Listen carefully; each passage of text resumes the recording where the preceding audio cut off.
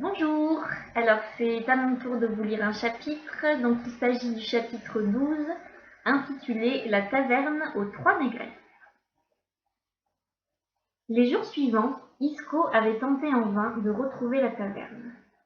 Il ne reconnaissait rien de jour et sortait le soir, suivant la rive du Tage où s'enchaînaient les chantiers navals et les quais, essayant de surprendre des conversations suivant à l'instinct les hommes seuls.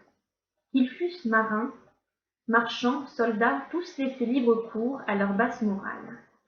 Isco découvrait la face cachée de Lisbonne, une ville portuaire d'un tel pays qui ne manquait pas de lieux de débauche. Mais la taverne aux négresses dépassait tout à en croire les locataires du couvent Sao Domingo. Les soirs passaient et Isco désespérait. Il mangeait moins, devenait nerveux. Il se réveillait en sueur la nuit, poursuivi par le spectre d'un homme anonyme, la tête couverte d'un capuchon de bure, qui criait « Imbécile de Français !» Une nuit où il se réveilla de nouveau dans sa cellule victime de ce même cauchemar, il resta prostré de longues minutes. Plus le temps passait, plus une idée le gagnait. Il s'habilla rapidement, se calma, réfléchit de nouveau. Que portait-il ce soir-là? Isco tentait de se remémorer sa tenue longue lorsque Gongora l'avait emmené dans la taverne. Il fallait qu'il en recrée les conditions exactes. Quand il fut prêt, il se concentra de nouveau, faisant appel à la mémoire de son corps et à cette manie développée depuis Sagre. Il sortit du couvent et se retrouva sur la Praça d'Orocio, déserte à cette heure. La place était noire, l'odeur des déchets moins agressive qu'à la chaleur de la journée. Isco entama sa marche, comptant les pas. Il n'avait pas la moindre chance de reconstituer le trajet tortueux effectué en suivant Gongora. Le chemin de retour devrait être plus facile, car il lui avait été effectué sans détour. Isco marchait, chauffant ses muscles. Ses pas trouvèrent aussitôt le bon rythme. L'amplitude correcte. Il était réglé. Il commença un peu au hasard pour sentir comment ses jambes réagissaient. Marche, marche, compte les pas. Sud-est, 37 pas. Nord-ouest, 237 pas. Il marcha 2 heures, jurant, frustré. Il s'arrêta devant une boutique d'Azuleros. Non, il n'y était pas. Son chemin retour le soir de la taverne n'avait pas duré plus de 15 minutes. Il rebroussa chemin jusqu'à la Praça d'Orocio. Il ferma les yeux. Que manquait-il? L'image du cauchemar lui revint, forte, effrayante. Il rouvrit les yeux. Il lui fallait une image, revivre cette nuit de la taverne en tout point unique. La tromperie de Gongora, la dispute avec son vieux maître, la fuite jusqu'à la taverne, ces femmes presque nues et luisantes aux yeux tristes et brillants. La honte plus forte que tout. De ce sentiment de honte dont ses muscles devaient se souvenir. Il se remit en marche, sans hésiter. Cette fois-ci, il lui fallut 1 heure. Ses muscles n'avaient pas trouvé du premier coup, mais il sentait qu'ils s'approchaient toujours un peu plus, tâtonnant mais approchant. Lorsqu'il arriva devant la petite cour, il n'eut pas le temps de se réjouir. La porte basse s'ouvrit sur 2 hommes qui sortirent en titubant.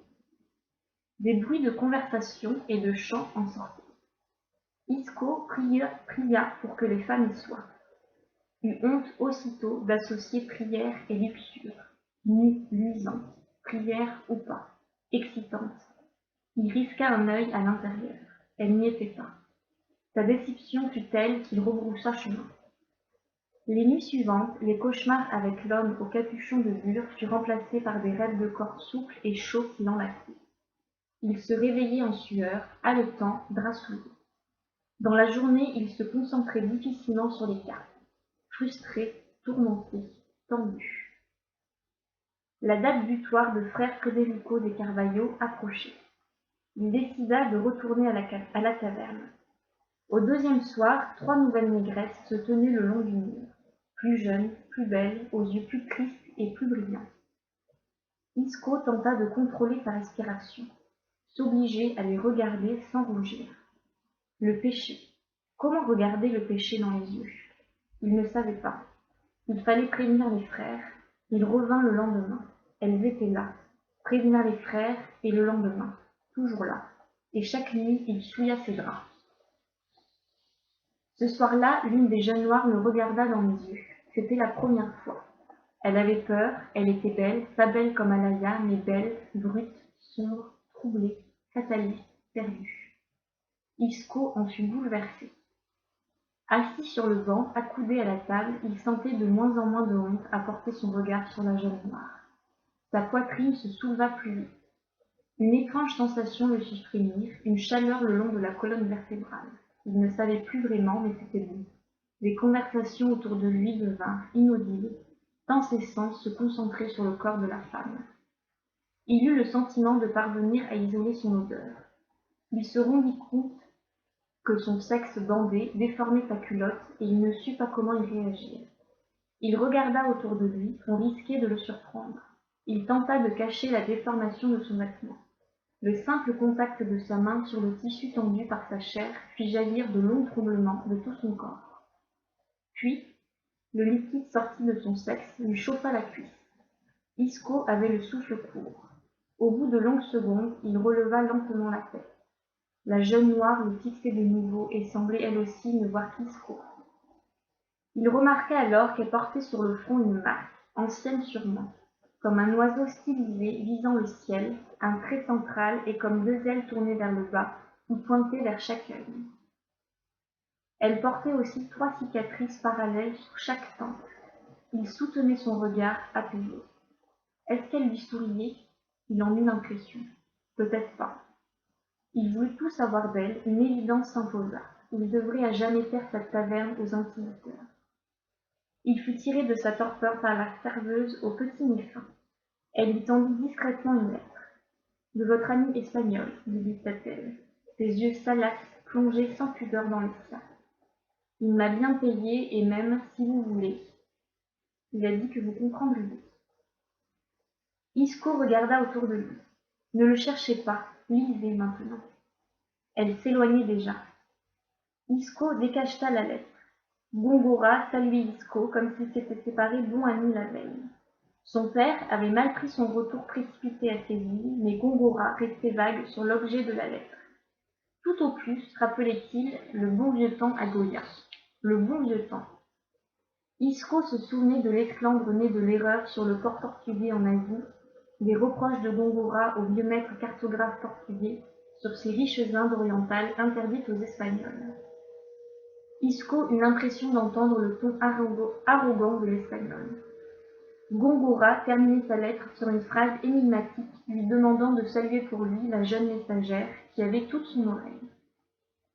Isco replia la missive. Il fut ramené à la réalité par la sensation du liquide refroidi sur sa cuisse. Il voulut l'essuyer. La serveuse au petit nez fin se pencha vers lui à ce moment, un chiffon douteux en main. Elle aperçut la tache sur sa cuisse, sourit, posa le tissu dessus, frotta doucement, l'air plus salace encore.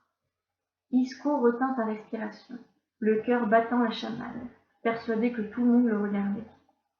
La serveuse, tout en s'activant sur sa cuisse, chuchotait à son oreille.